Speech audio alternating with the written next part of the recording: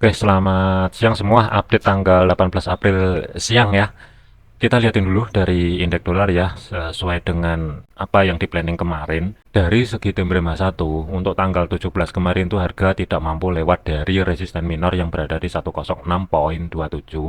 Untuk saat ini, zona demand yang kemarin kita antisipasi ini sebenarnya sudah break. Jadi ini kita hapus dulu. Pergerakan itu untuk indeks dolar terkoreksi ke bawah, batasan maksimal itu kalaupun misalkan lanjut koreksi selama harga tidak mampu bergerak di bawahnya 105,73, maksimal adalah zona demand yang berada di 105,600-an. Masih ada potensial untuk indeks dolar ini mungkin akan menguji high yang terjadi di minggu ini kurang lebih di level area 106,500-an sebagai psikopress level. Batas maksimal zona pantau kalau misalkan indeks dolar itu menguat adalah 106,83. Kuncinya untuk hari ini fokusnya batasan terbawah sementara adalah level area 105,73 sampai dengan 105,600 terlebih dahulu. Nanti kita akan cek untuk malam ini ya, akankah mampu lewat atau tidak. Tetapi kalau misalkan level area ini bertahan, mungkin zona terdekat yang mesti diantisipasi kalau misalkan ada sedikit penguatan itu adalah 106,08 terlebih dahulu yang menjadi batasan terdekat saat ini sebagai resisten minornya sebelum harga keangkat ke atas lebih tinggi tentunya. Kemudian untuk gold, pergerakan untuk gold, zona demand yang kita antisipasi kemarin yang bertumbuk dengan level area pivot ini sudah break 2367 ya, jadi ini kita hapus dulu. Kemudian pergerakan saat ini itu terkoreksi ke atas, kurang lebih saat video ini dibuat adalah 2375. Proyeksi kemarin adalah kalau misalkan zona demand ini break dan harga tidak mampu lewat di 2385, mungkin saya akan cari ancang-ancang untuk cari setup sell tentunya. Tetapi kita mesti lihatin dulu karena ini masih belum ada tanda-tanda konfirmasi pembalikan arah yang jelas tentunya dari time frame H1. Satu kondisi aja, nanti kita wait and see dulu, cek dulu aja, karena di kiri ini juga ada zona supply kecil. Kurang lebih level areanya 2379,5 sampai dengan ini lumayan gede, karena lumayan gede kayak gini, ini biasanya saya tandain setengahnya aja.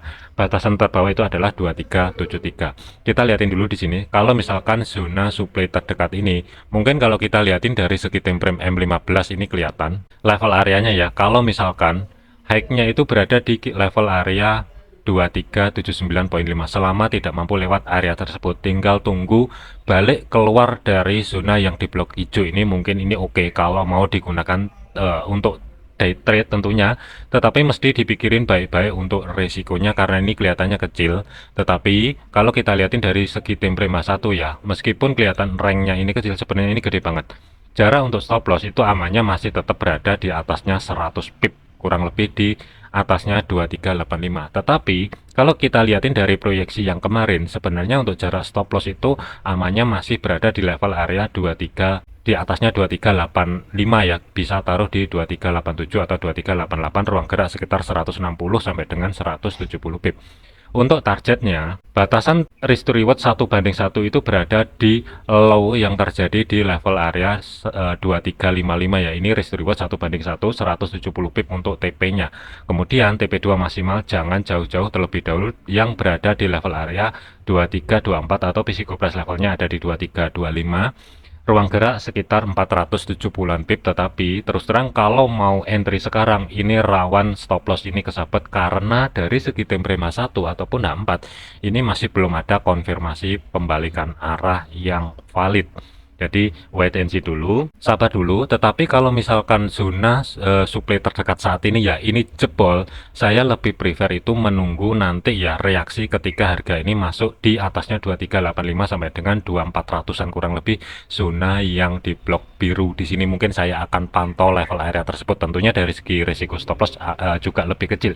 Jadi kesimpulannya untuk Euro US, untuk gold XAUUSD, kalau saya pribadi untuk saat ini saya akan wait and see dulu. Saya lebih prefer nanti ya menunggu di jam 2 atau jam 3 sore ini, nanti saya akan cek terlebih dahulu sebelum ancang-ancang masuk ke market. Saya masih belum ada posisi di gold saat ini. Kemudian untuk GBP USD, pergerakan untuk GBP USD itu harga masih tetap tertahan di level area yang sebagai batasan resisten 1,2474 ya. Selama zona yang di blok orange ini tidak mampu di break ke atas, ini mungkin oke kalau mau cari ancang-ancang untuk setup sell tentunya dengan jarak aman untuk stop loss itu perkiraan sekitar 50 sampai dengan 50 pip. Tetapi dari segi targetnya itu ruang gerak sekitar 65 pip berada di 1.2407, kemudian TP2 maksimal adalah 1.2333, ruang gerak sekitar 138 pip kurang lebihnya. Tetapi kita mesti lihatin dulu antisipasi ya. Pastikan zona yang di blok orange atau zona supply terdekat ini tidak di break ke atas, ini mungkin oke. Untuk saat ini, meskipun harga masih tertahan di level area 1.2474, ini masih ada potensial mungkin akan sedikit keangkat ke atas. Kuncinya adalah kalau misalkan dia gagal ke atas, low terdekat saat ini mungkin bisa dijadikan acuan 1.2445.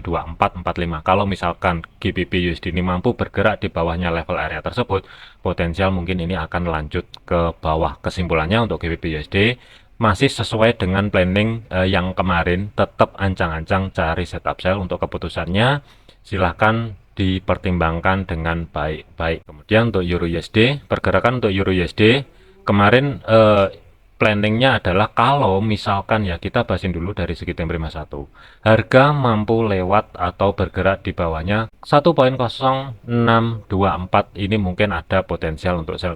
Kita lihatin dari pergerakan kemarin tuh sama sekali harga tidak mampu bergerak ke bawah menuju di bawahnya level area 1.0624. Support resistennya yang berada di 1.066 ini sudah ke break ke atas. Level area saat ini terdekat drop kecil kurang lebih ya, itu di kisaran level area zona yang di blok hijau itu 1.0687 sampai dengan 1.0674. Ini masih retest, masih belum ada tanda-tanda konfirmasi pembalikan arah. Satu kondisi, mungkin saya akan masuk ke market Euro USD ini kalau misalkan pergerakan harga ini syaratnya adalah supply saat ini tertahan, tidak di break atas, itu yang pertama. Yang kedua adalah harga mampu bergerak balik di bawahnya level area yang saat ini berubah fungsi menjadi support 1.0667. Ini mungkin saya akan masuk ke market dengan targetnya itu terdekat adalah 1.0625 ini sebagai TP1. TP2 mungkin saya akan ngincerin kalau untuk day trade ya, low yang berada di 1.0600-an ini mungkin target terdekat saat ini. Kalau misalkan digambar untuk planningnya adalah sell, tetapi saat ini adalah wait and see dulu. Skenario ini masih belum bisa digunakan selama harga belum mampu bergerak di bawah level area support 1.0667 dengan jarak untuk stop loss ruang gerak sekitar 30 pip. Untuk targetnya TP1 ruang gerak sekitar 40-an pip, TP2 maksimal ruang gerak sekitar 64 pip ya kurang lebih. Tetapi kalau misalkan zona supply ini jebol nantinya, mungkin saya nggak akan ancang-ancang cari setup buy, tetapi saya lebih prefer menunggu dari segi time frame 4-nya sedekat mungkin dengan level area zona pivot weekly yang berada di 1.0754 atau zona supply yang paling atas ini mungkin oke. Tentunya dari risk to rewardnya ini lebih gede, tetapi akankah mampu ke atas atau enggak nanti ini mungkin kita cek malam nanti ya, nanti kita akan update juga. Jadi skenario nya untuk Euro USD ini masih wait and see, belum ada entry apapun di market. Kemudian untuk AUD USD, pergerakan untuk AUD USD ini kemarin ya, ketika harga break ke bawah level area support minor yang berada di 0.6414 ini, harga ini kalau kita lihatin dari segi time frame satunya sebenarnya ini sudah di break, tetapi penutupan itu tidak ada di bawah level area tersebut dan harga ini berbalik arah ke atas. Zona supply yang ada di atas itu sudah jebol, jadi ini kita tidak bisa gunakan untuk acuan untuk masuk ke entry sell untuk saat ini. Kita lihatin dulu dari segi high-nya ya, low minggu lalu itu kurang lebih berada di 0.6456 atau drop yang berada di level area yang di blok biru ini ya. Ketika menyentuh level area tersebut, ini ada reaksi. Untuk entry yang kemarin ini masih aman, untuk stop loss-nya ya, SL plus-nya ini masih aman, tetapi kemarin itu ketika break ke bawah ini sebenarnya saya sempat masuk ke market, tetapi stop loss saya kena, jadi nggak masalah untuk stop loss-nya karena juga masih tetap berada di ring area plan untuk minggu ini ya. Kemarin sempat keluar sebagian posisi, jadi meskipun kena stop loss ini statusnya masih aman, masih tidak minus. Kemudian untuk pergerakan siang ini sampai dengan nanti malam, kuncinya adalah low minggu lalu itu berada di 0.6456, itu yang pertama. Yang kedua adalah zona yang di blok biru ini sebagai zona supply saat ini. Kalau misalkan ini bertahan dan tidak mampu break atas, ini mungkin oke kalau mau dijadikan ancang-ancang cari setup sell, tetapi pertimbangan baik-baik. Untuk stop loss amannya itu masih berada di atasnya resisten pertama yang berada di 0,6488, sedikit di atasnya itu ruang gerak sekitar 50 pip. Untuk targetnya sebagai target pertama itu ruang gerak sekitar 50 pip juga, itu berada di support 0,6394. ini risk to rewardnya 1:1. Ini nggak bisa jauh-jauh terlebih dahulu, kecuali kalau misalkan ada pergerakan yang signifikan. Ini mungkin oke kalau mau hold posisi yang najetin 0,6300 sebagai psikoprus level untuk AUD USD. Tetapi kalau untuk day trade maksimal, rekomendasi saya adalah jangan jauh-jauh terlebih dahulu. Untuk targetnya 0,6394, risk to rewardnya 1:1. Kemudian untuk USD CAD, pergerakan untuk USD CAD ya, ini kemarin kan sebenarnya kan sudah running profit, kemudian keluar sebagian posisi dan stop loss itu dimajukan sedikit di atasnya break even. Ternyata saat ini stop SL plus ya, ini sudah kena, harusnya ini sudah keluar. Untuk planning yang pertama, pergerakan saat ini untuk USD CAD itu terkoreksi ke bawah.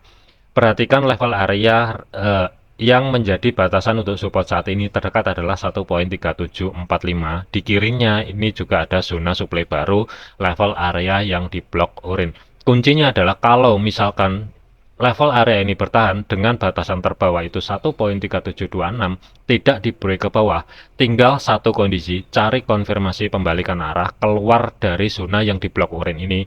Mungkin ini bisa dijadikan referensi untuk ancang-ancang cari setup buy, tetapi targetnya nggak bisa jauh-jauh. Perhatikan drop bis drop saat ini yang terdekat itu berada di 1,38200-an. Itu mungkin oke kalau dijadikan target untuk TP1, kemudian TP2-nya itu berada di 1,3864. Kesimpulannya untuk USD CAD ini adalah wait and see dulu. Perhatikan level area zona yang di blok orange ini dengan batasan terbawah itu level areanya 1,3725. Selama level area tersebut aman, tidak dijebol ke bawah, tinggal tunggu satu kondisi, cari konfirmasi pembalikan arah. Ini mungkin oke kalau dijadikan referensi untuk ancang-ancang cari setup pembelian. Tetapi kalau mau cari setup swing, saya lebih prefer menunggu level area zona demand yang paling bawah ini ya, yang di blok orange yang ke bawah ini 1,3698 sampai dengan 1,3662. ini mungkin oke. Tetapi untuk hari ini kita lihatin aja proyeksinya, akankah ini break atau tidak. Kalau misalkan tidak di break, tinggal tunggu konfirmasi pembalikan arah keluar dari zona demand. Mungkin ini oke kalau mau dijadikan referensi ataupun ancang-ancang cari setup pembelian. Tetapi kalau misalkan jebol, saran saya adalah mending tunggu yang di bawah. Tentunya risiko sama risk rewardnya itu lebih gede planning yang di sini, yang planning kedua saat ini. Selanjutnya adalah USD Swiss. Pergerakan untuk USD Swiss ini masih bertahan di level area zona demand, atau ini kita rubah dulu ke orange ya. Batasan untuk saat ini selama level area ini tidak di break ke bawah, ini mungkin oke. Tinggal tunggu konfirmasi pembalikan arah keluar dari zona demand yang saat ini. Dengan catatan ini tidak di break ke bawah, tinggal tunggu harga penutupan balik di atasnya 0,9110. Ini mungkin oke kalau dijadikan ancang-ancang cari setup pembelian. Tetapi hati-hati, USD Swiss saat ini statusnya itu masih sideways, berada di level area pivot weekly yang berada di 0,9076, itu batasan terbawah. Batasan teratas itu berada di 0,9147.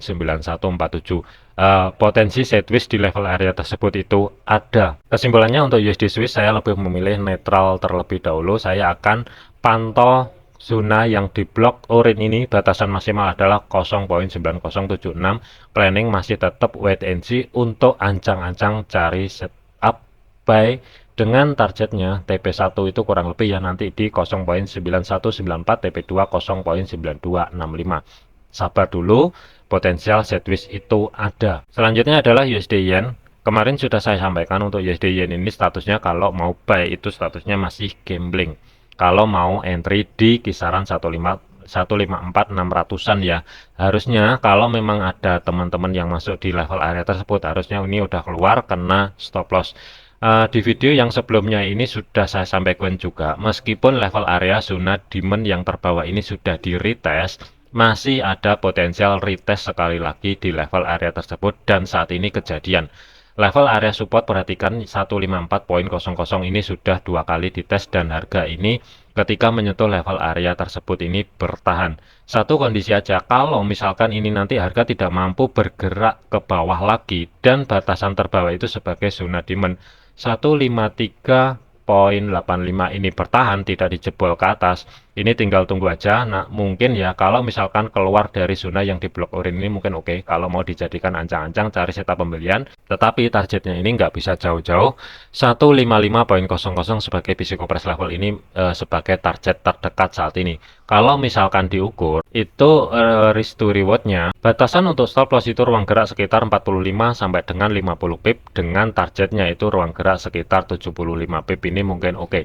Tetapi hati-hati, kalau misalkan ya nanti ini USD JPY kalau harga mau bergerak ke bawah, sekali lagi jangan buru-buru masuk ke market.